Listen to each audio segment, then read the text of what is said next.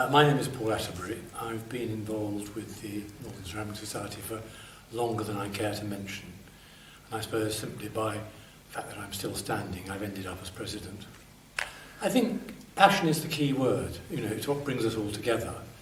It's not a hobby, it's not an enthusiasm. I started collecting pottery of a kind in the late 60s. Partly because my mother was a great collector, but I collected different things, and she sort of took me into it.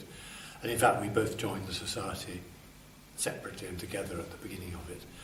And my passion for collecting pottery quickly changed into a sort of passion for knowledge. I learned quite early on that you didn't need to own these things.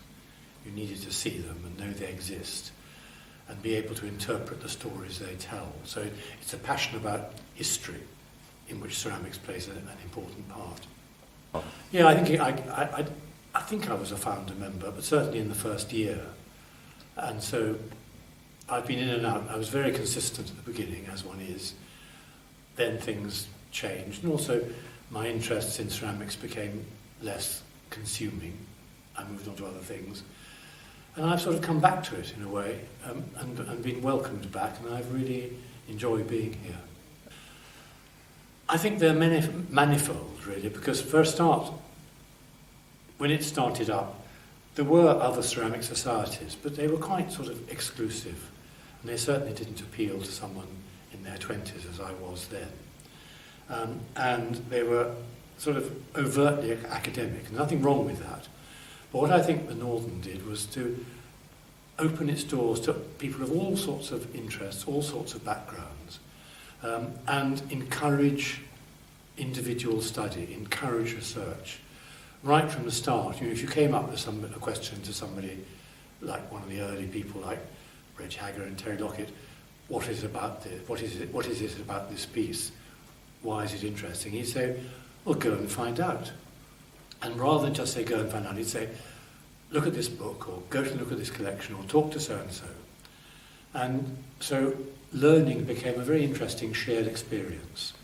And I think the Northern, therefore, was academically very, very sound, but much more accessible to people of wide interest. And of course, in the 1960s, I was interested in things like art pottery and studio pottery, which nobody went near on a serious level. But that didn't matter. I wasn't excluded from that. And I think they've had good exhibitions, they've had good publications, they've opened up a world to all sorts of people who have obsessions down to casual interests. And I think they've made it sort of very enjoyable as a learning process. I think basically it's become better known because people know it exists. They don't really know what it does and why it's different to other societies. I mean, I think this weekend we're sharing is a very good example. There's 40 or so people come together from a wide range of backgrounds. We're not all in our 70s and nearly dead.